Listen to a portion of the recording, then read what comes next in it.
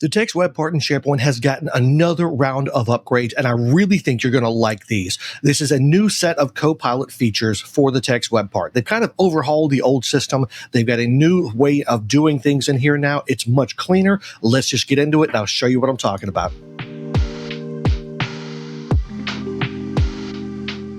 So this isn't the first time that the text web part has gotten a Copilot type feature. There was one in here quite a while ago that was introduced. It was okay. I'll show you kind of what it did as we get into the demo. But the new set of features is really, really powerful because you can now include grounding documents. It's really cool what this thing is going to be able to do for you. So let's switch over to my desktop and start playing around with this thing.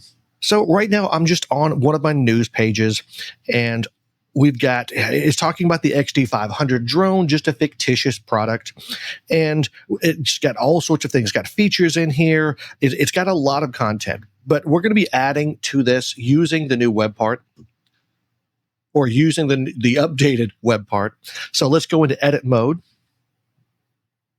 And I'm just going to add something in here. We'll add the new text. We'll add the text web part. I got to stop saying new, don't I? So we'll add the text web part. It's just a curse of when you're always talking about new web parts that are coming out. It just starts to roll off your tongue so easily.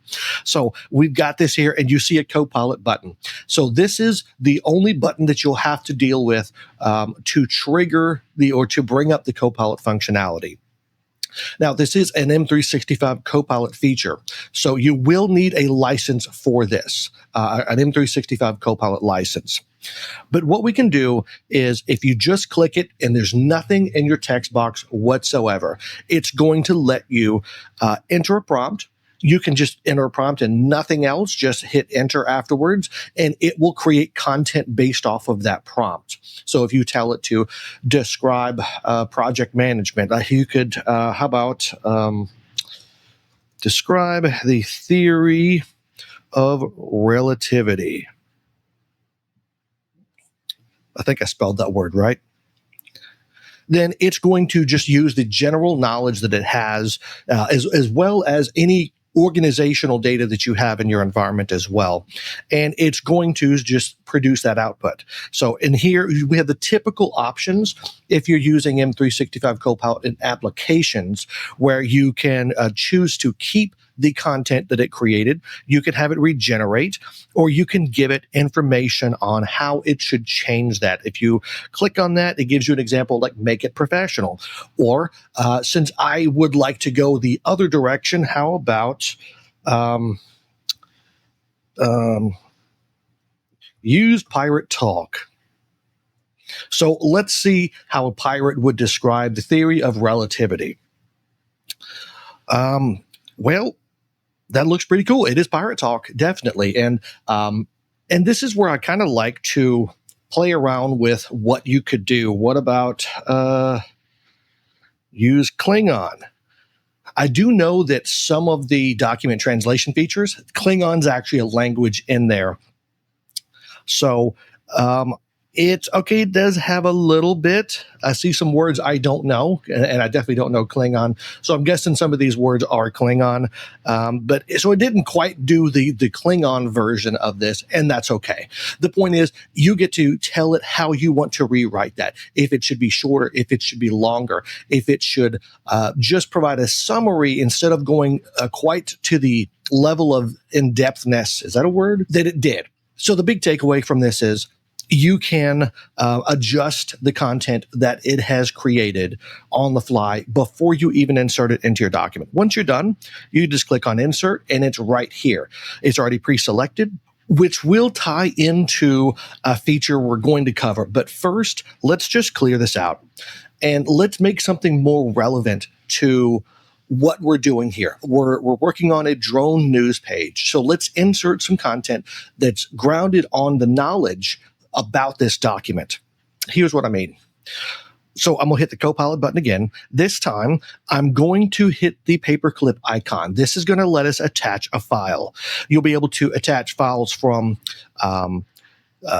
or documents from Loop pages, all sorts of sources. It's not just documents that are in a library, because as you see, Loop is in here, which means it's pulling from SharePoint Embedded and Loop workspaces, which are in SharePoint Embedded. It does pull from meetings. I can't show that right now. There is some information I cannot show publicly. So, but trust me, it will pull from meeting, like files that were added to meeting chats and things like that. But I'm going to be looking for there's a document in here here we go. A document about this new drone. So what I can do, it inserts it as a link, kind of like it does when you're in Teams, referencing a file. So I could go to the beginning of this and I can say, use this file and provide a high level summary of the features. And then just hit enter. And now it's going to be using that document as a grounding source and giving me just the high level features as it sees it. It's a paragraph. That's not really what I would expect to display this in. I really want this as a list. So make it a bullet point list. So now we're revising that content. And now we've got a list. I do like this. And I can just insert this. So now if we republish, now we've got a bullet point list of these features, and then it goes right into the advanced AI features as well. So I feel like this fits really well. Let's jump back into edit mode. So you see the power of being able to use this with your documents, because it will make page creation a lot more powerful. Whether it's a news page, an article on a project that's going on, and you can just have it ground based off of those project files. Really powerful stuff. So you could use your own documents. And one thing to note is it doesn't copy the documents like into the web part configuration or anything. This is only applied at edit time. So as you're in edit mode, it's going to read that document one time, provide the content based on your prompt, and the document never moves where it's at. It stays in that library, in that SharePoint embedded container, wherever that content is, it stays there protected. And speaking of protection, it takes us right into this week's sponsor. Today, many organizations rely on Microsoft 365 for everything from email, collaboration, conferencing, and calendars to documents, internal communications.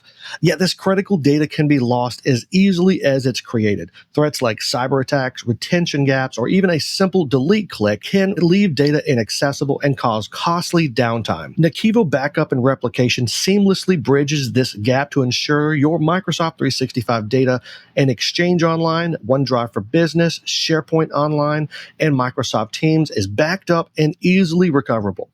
You can send Microsoft 365 backups and backup copies anywhere.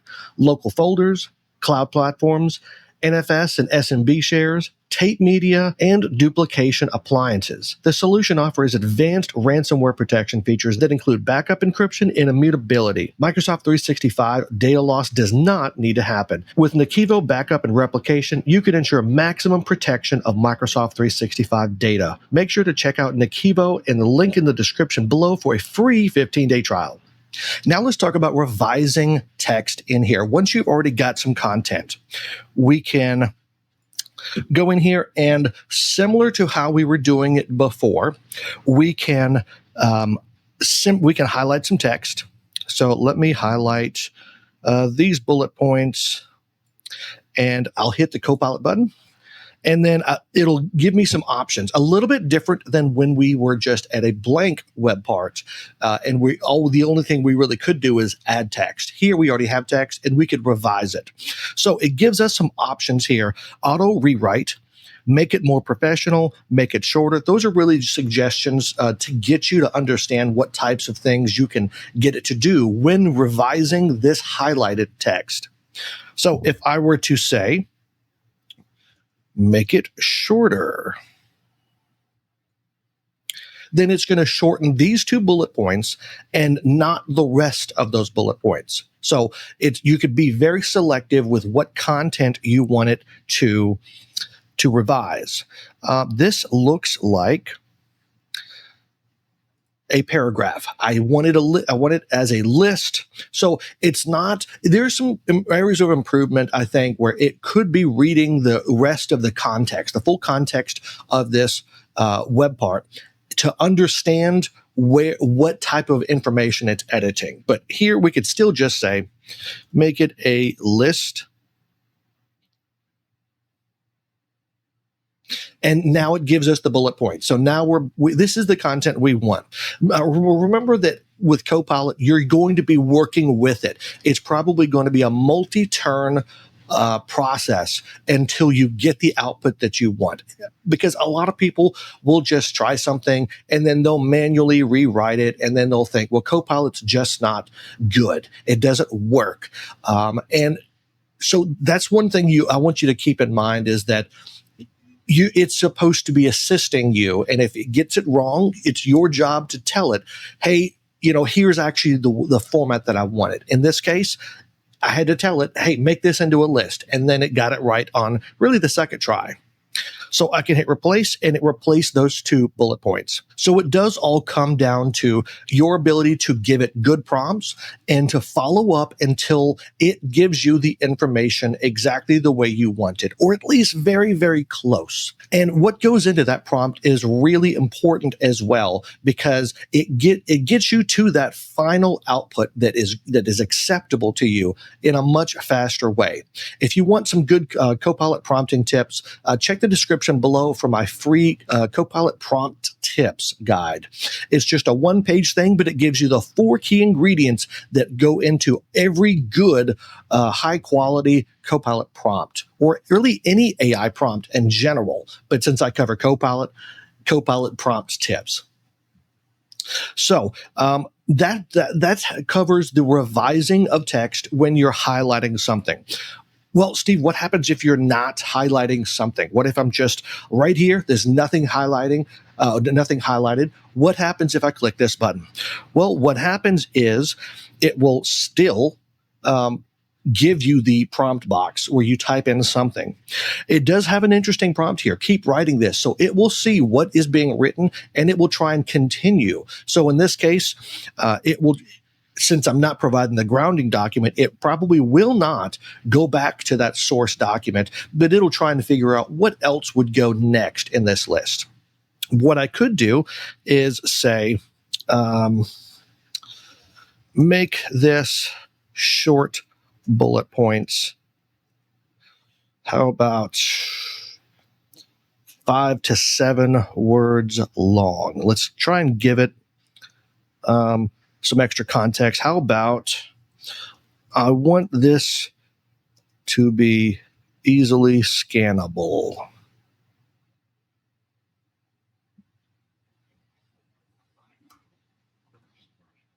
So now it's going to be revising the entire block of content that I have here instead of just the highlighted part.